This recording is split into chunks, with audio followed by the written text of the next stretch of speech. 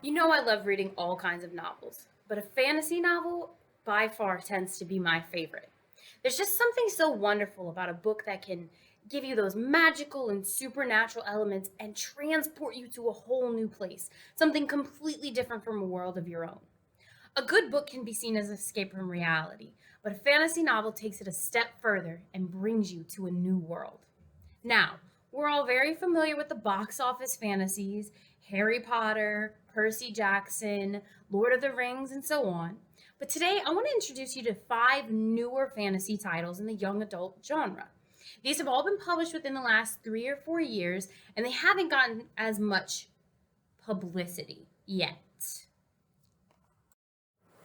First up on my list today is The Cruel Prince by Holly Black.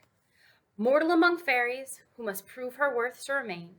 Fighting, torture, competition, the action never ends. Rebellion and spunk all throughout.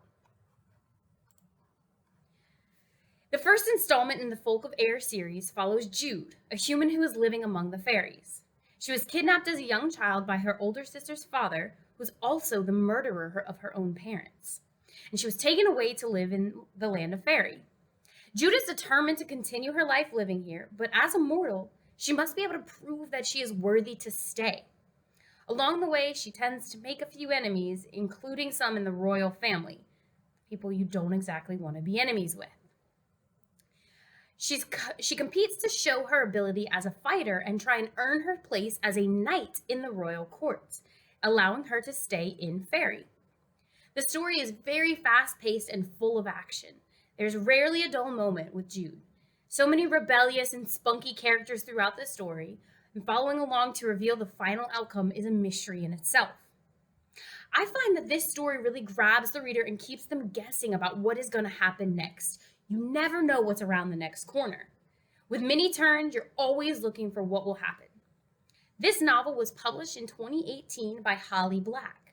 She's a New York Times best-selling author who is very known for her work with the Spiderwick Chronicles. You may have heard of them.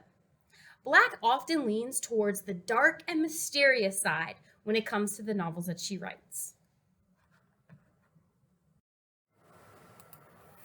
Next up on our list is A Curse So Dark and Lonely by Bridget Kemmerer.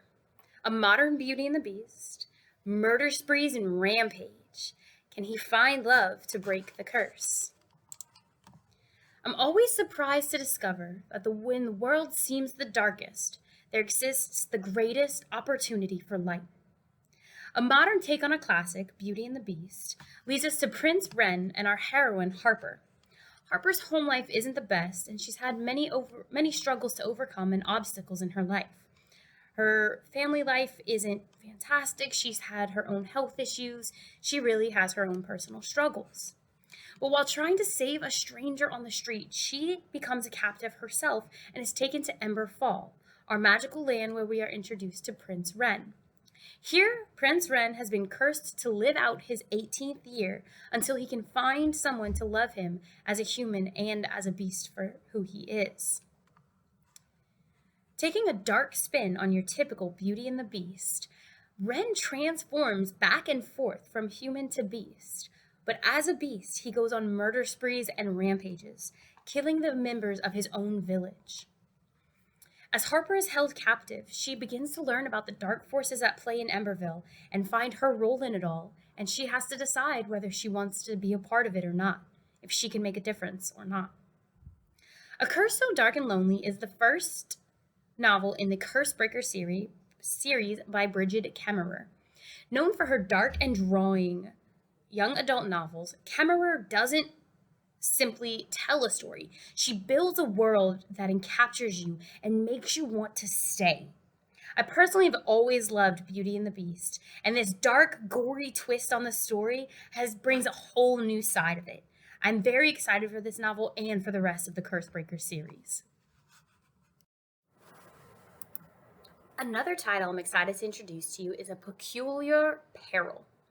Orphaned teenager, inherited mansion, but what lies within? An alternate Earth and three friends' quest to save their world. Written by New York Times bestselling author Jeff Vandermeer, Vandermeer is associated with the new literary genre, New Weird, being deemed the king of weird fiction by The New Yorker. A Peculiar Peril introduces Jonathan Lamsheed, a teenager who has inherited his family's mansion after being orphaned. But this mansion is packed more full with more than just heirlooms. As he and two of his friends are going through the mansion to try and organize all the belongings, they come across three doors in their basement. These three doors end up leading to portals to other worlds. One of the other worlds, or alternate Earths as it's referred to, is called Aurora. Aurora is a place where history has been rewritten, magic runs abound, and it's led by a very dark dictator. Jonathan and his friends have to go on a quest to try and save their own world from Aurora and this dictator, all while learning his own destiny and uncovering his family's secrets. But can he do it? A Peculiar Peril, written by Jeff Vandermeer, is sure to keep you on edge while following along on this epic quest. I think this book is very interesting because it really pulls in that there's so many things everyone has in their lives and in their families that you never really know what can be held in your full potential in life. Always something new to find out. At the end of the day, you can't change yourself, so you have no choice but to just be yourself. The fourth book I have for you today is The Taking of Jake Livingston by Ryan Douglas. Hidden sexuality, racism, murder. Oh, and did I mention that the ghost of one of those murderers is trying to possess his body for vengeance? Our main character, Jake Livingston, is a gay high school student and the only black student in his class. Along with having to deal with those daily struggles of high school life, racism, discrimination, and the stress of being closeted gay, Jake is also plagued with the ability to see dead people. He sees them all over every day.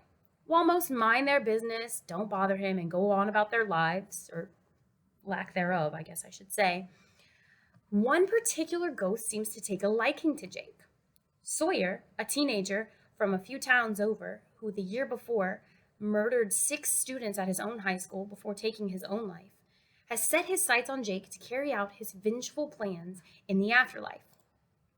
Sawyer begins to haunt Jake as he tries to use him, and bodies begin to show up around Jake's neighborhood. Now, on top of his everyday struggles and facing all of his obstacles, he now also has to fight to stay alive. I really love this book because it shows the personal struggles that so many people have every day and experience every day, but also brings in that fantastic magical element with excitement and spook to really make this story complete.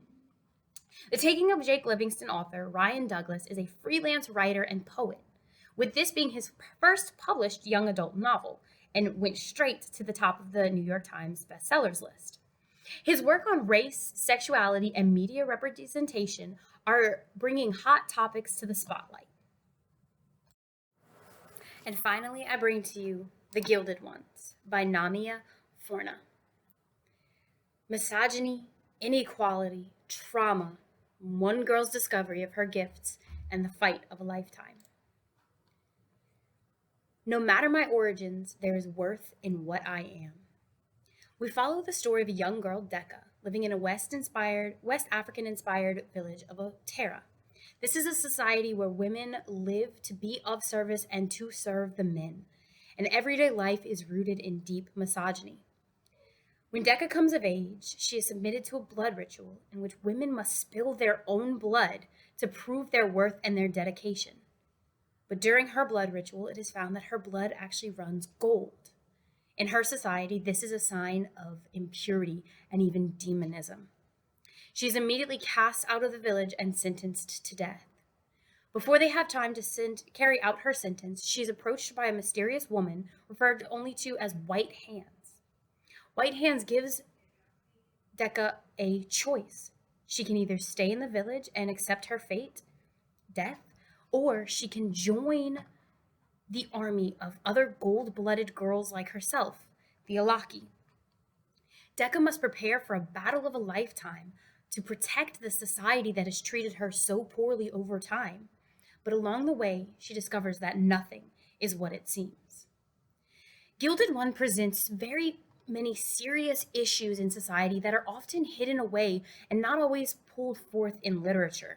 We see racism, misogyny, inequality, trauma, all of these things being brought forth in this novel. Namia Forna designs fantasy worlds that captures readers, and she loves building a strong female lead character to overcome the struggles of life. This is one of the main reasons that I think this novel has done so well and taken off so quickly, being a New York Times bestseller. Allowing a strong female lead to really run the show and exposing us to so many hot topics all at the same time. I cannot wait to read the other installments in this series, The Gilded Ones, by Namia Forna.